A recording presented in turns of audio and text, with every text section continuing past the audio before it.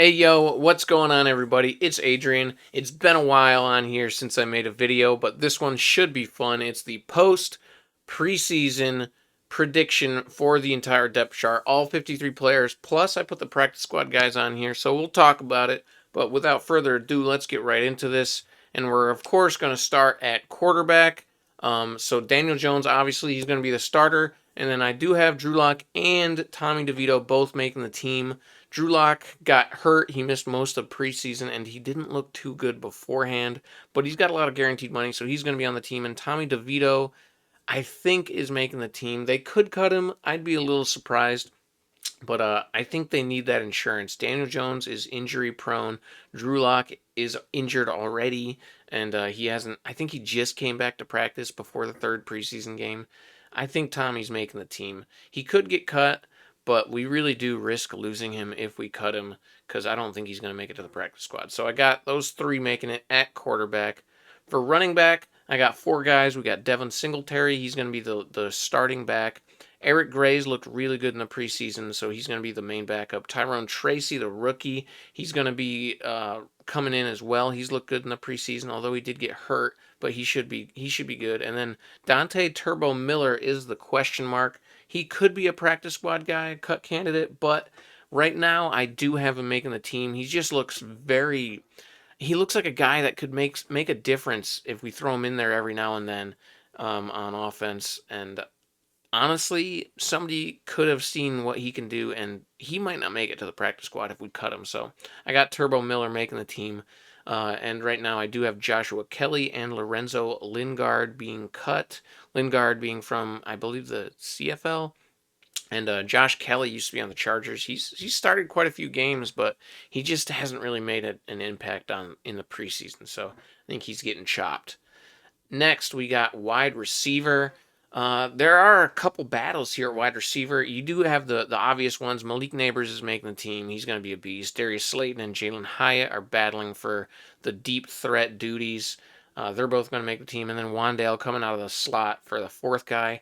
After that, it gets a little questionable. I think Isaiah McKenzie is going to make the team as our returner.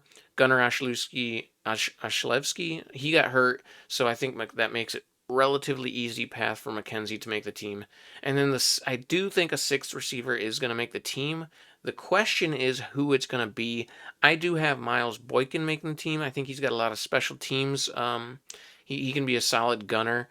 And I don't know if we care all that much about the sixth receiver's actual receiver abilities. Boykin is like okay as a receiver, but I have him making it over Isaiah Hodgins and Allen Robinson. I think those are the two guys that really have a chance at making the roster instead of Miles Boykin. Hodgins, of course, has been on the team for a couple years now. He's made some solid catches in games, and honestly made a difference in that I believe the playoff game. So and the coaching staff does really like Hodgins too, so he definitely could make it. He doesn't have any special teams ability though, and I do think Allen Robinson has been outplaying him in the preseason. Not that that makes all that much of a difference, but you could see Allen Robinson making the team if they want that sixth guy to be a backup receiver mostly, because Robinson has made the most difference in the preseason so far. And Allen Robinson does have a lot of success in the NFL in the past. He is 30 now, and he's a little washed up, but he could make the team as a sixth guy. But like I said, I do have Miles Boykin make the team for his special teams abilities. And then, as you can see there, I have some of the guys in yellow. Those are the guys I have making the practice squad. If you care about that, I got Hodgins, Bryce Ford Wheaton, who I still think they like, and then John Giles is making some crazy catches out there. So I think he's a young guy that could make the practice squad. And then Gunnar Ashlevsky, I mentioned him earlier. He did get injured in the first preseason game, I believe, and I think he's a candidate to be on IR to start the season. They do have two guys they can put on IR that they can bring back later in the season. So I think Ashlevsky could be one of those guys. And then yeah, Dennis Houston and Ayir Asante, they are practice squad candidates as well, but I have them getting cut here. Next, we got tight end. It's not too difficult here. Daniel Bellinger and Theo Johnson are going to be sharing a lot of the first team reps during the season, so they're both clearly making the team. Chris Manhertz is an outstanding blocking tight end that they seem to really like, so I think he's definitely making the team. And then they signed Jacob Johnson as the fullback slash tight end, and Carm, the O-line coach, really likes Jacob Johnson. He's followed him everywhere throughout his career, so I think Jacob Johnson will be making the team as well. That does mean that Lawrence Cager and Jack Stoll are going to be getting cut. I have them both making the practice squad. Stoll, another blocking tight end, not quite as good as Manhertz, but I think they could have him on the practice squad. And then Lawrence Cager, he is the question mark here. He's on the bubble. He could definitely make the team. They do really like him as a receiving tight end. He's got a lot of talent, but he did get injured. He hasn't really been playing, and I don't think anyone's going to steal him. I think we can sneak him onto the practice squad, so I think that's what's going to happen. But don't be surprised if Lawrence Cager does make the team, or he could be another candidate to start on IR. I don't think his injury is that significant, though, so I don't have him doing that. But yeah, Lawrence Cager making the practice squad. So that's what I got for tight end. Next, we move to the inside offensive line. I think it's pretty set. There's like one question mark, but yeah, we got John Runyon on the left. On the right side, Van Roten and Stinney have both been battling. They haven't named a starter there yet. I think it's going to be Van Roten, but it could be Stinney. Both of them should make the team. And then we got JMS. He's coming back to practice, luckily, so he should be good for week 1, but we got him at center. And then since he is injured, I do think backup center is definitely going to make the team, and Austin Schlottman has taken that mantle, so I think he's making the team. Plus, he's got some solid guaranteed money in there. Um, the question that I had here was Jake Kubas. They could have Jake Kubas make it over Austin Schlottman. I wouldn't be surprised at all. They really like Jake Kubas, and he's been looking pretty solid in the preseason and in camp. So he could make the team instead of Schlottman. It just depends on if they really view the backup center role as very important, which I think they're gonna. So I have Schlottman making it over Kubas, although Kubas is definitely going to make the practice squad. And then they like Jimmy Morrissey as a backup center prospect too, so I have him making the practice squad. Unfortunately, Marcus McKeithen just hasn't looked good at all, and everyone seems to be ahead of him on the depth chart. So I don't think he was our draft pick just a few years ago, so I think he's getting chopped and he's not even going to make the practice squad. And then Jalen Mayfield and the rookie Marcellus Johnson, they could make the practice squad. Who knows? Nothing too important there. Let's move to tackle now. Tackle, I think, is pretty on the nose here. Andrew Thomas and Jermaine Illuminar have taken those spots. They're going to be the starters week 1 for sure. And then Josh Ezeudu and Evan Neal, they do still have a significant amount of interest in, so they should be making the team. I'd be shocked if either of them didn't, although Evan Neal could be a trade candidate before week 6, or he could be making a move to guard. We're not sure yet, but that's what I have at tackle. And that means Yadni Kajust, Matt Nelson, who could have been the swing tackle, gets cut. And then they like Josh Miles. I think he makes the practice squad, but gets cut. And then I did also put Tyree Phillips on here. Tyree Phillips is not on the team currently. He was on the team last year. He remains a free agent coming back from injury. I do believe he is back from his injury now, and I think the Giants are going to be the first guys that call him up, and I think they're going to throw him on the practice squad to start the season. And depending on how tackle looks, I don't think they really trust Neal or Ezeudu to be the swing tackle. I think Tyree Phillips is going to make his way onto the team at some point this year. So that's what we got at tackle. Moving to defense on the D line, Dexter Lawrence, of course, the beast in the middle. And then Nacho seems to be shoring up the other D tackle position on the line. And then the backups there, Jordan Riley and DJ Davidson, we still have some interest in as former draft picks. Then Elijah Chapman has played his way onto the team. He's been very impressive in the preseason and in the training camp. So I think he's for sure going to be making the team as the 5th D lineman there. Now, the cuts, Timmy Horn and Casey Rogers, I think they're both going to make the practice squad. Casey Rogers was the first guy out almost every day. He's trying to really make a name for himself, so I hope he makes the practice squad.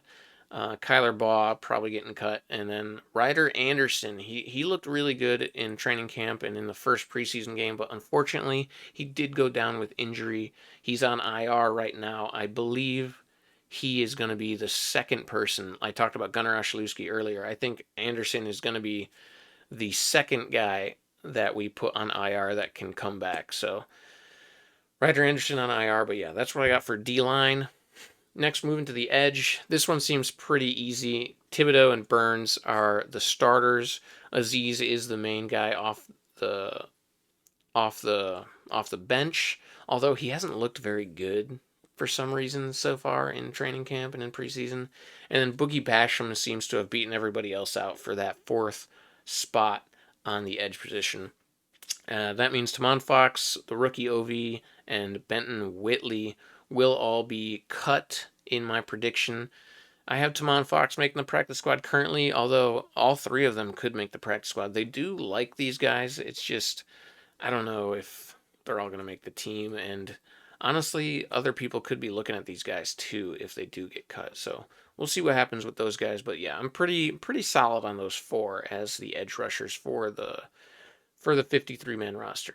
Moving to linebacker, this one's a little iffy. Obviously, Bobby Okereke, of course, is the middle linebacker. The will backer spot is the question mark. Micah McFadden and Deontay Johnson should both make the team, but right now they are both injured. They haven't been playing. So the thought is they'll both be ready for week 1, but if they're not, things are gonna have to happen at linebacker. I have them both making the team, of course. And then Darius Mosow and Carter Coughlin are more special teams guys. I have them both making the team. The question mark here is one, Matthew Adams. He did get hurt, but he is a big special teams guy. He could make it over somebody like Carter Coughlin or even Darius Mosow, because Mosow has not really been impressive, even though he is a draft pick. Draft picks do every once in a while get cut, and Mosow could be one of those guys. I have Adams making the practice squad right now, though. The injury could get him cut. We'll see. I have Darian Beavers, KJ Cloyd, and Trey Kaiser also getting cut. Beavers making the practice squad.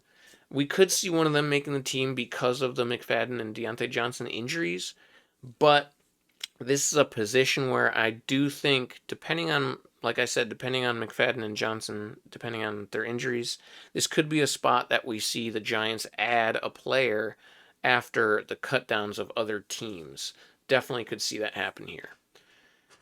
Moving to corner, this is another kind of questionable spot. I kind of think this is what we're going to get, though. Tay Banks, of course, is going to be our main corner, and we got Drew Phillips at nickel. At the other corner spot, it is a question mark. Right now, I think Nick McCloud is the leader in this position. Cordell Flott did have it, but he's been injured and very unimpressive and lackluster in the preseason so far. I do think he's making the team, but yeah, Nick McCloud seems to have passed him on the depth chart. Trey Hawkins, I do think they still like and makes the team. And then Isaiah Simmons has been moved to nickel. He hasn't looked great there, but he is going to make the team. I'd be shocked if Isaiah Simmons didn't make the team. He can play linebacker, he can play edge, he can play corner and safety. He's a jack of all trades. I'd be shocked if they cut him. So I have those 6 making the team right now. That means Darnay Holmes, David Long Jr., Trey Herndon, Christian Holmes, Breon Borders, and Mario Goodrich are all getting chopped in my prediction, with Trey Herndon making the practice squad, although there is a good chance Trey Herndon gets picked up by somebody else. Yeah, this is another position where I think there's a good chance that after cutdown day, we bring in another corner to battle for a starting role here, with Nick McCloud and Cordell Flott there. But yeah, those are the 6 I have making it. You could see another, like a 7th guy making it too. Trey Herndon, I think, or Darnay Holmes could make this team. We'll see. Next, we got safety. We're almost done. This is the last of the defense. Yeah, Jason Pinnock and Tyler Nubin seem to have locked down the starting roles. Dane Belton was battling with Tyler Nubin, but Nubin, I believe, has locked down that starting role. Those 3 are definite making the team. And then Gervarius Owens, he's been injured, but they do really like him, and he's got special teams value, so I think he's making it as the 4th guy there. Um, the other notable guy here is Alex Johnson, a rookie, undrafted free agent. He has looked pretty solid in preseason and in camp, so he could sneak onto the roster, but I think he's more of a practice squad type guy. They wanted a veteran here, but it just didn't work out. Jalen Mills, I think, was the green-haired menace. He was originally supposed to make it. He got hurt. He got cut. Elijah Riley replaced him as the vet in the room, but he got hurt now, so I assume he's going to get cut too. If he didn't already, he might have already. To be honest, I think he might be on IR actually right now too. So I just don't think a vet's going to make their way onto the roster here at safety. Raheem Lane, Jonathan Sutherland, and Clayton Isbell could make a push, but I doubt it. So I think it's going to be those four at safety, and then special teams, of course, pretty set. Graham Gano, the kicker, Jamie Gillen at punter, and Casey Kreider has been the long snapper for a while. He's very good at his job. And then Jude McAtamy, he he's getting cut, but he's an international pathway player, so he will be on the practice squad. He gets a free spot there, so definitely going to be there. That is what I have for the Giants 53-man prediction. Let me know what you think. If you think anyone else might make the team over them, if you think somebody's going to get signed from a different team, what do you think, guys? Until next time, peace.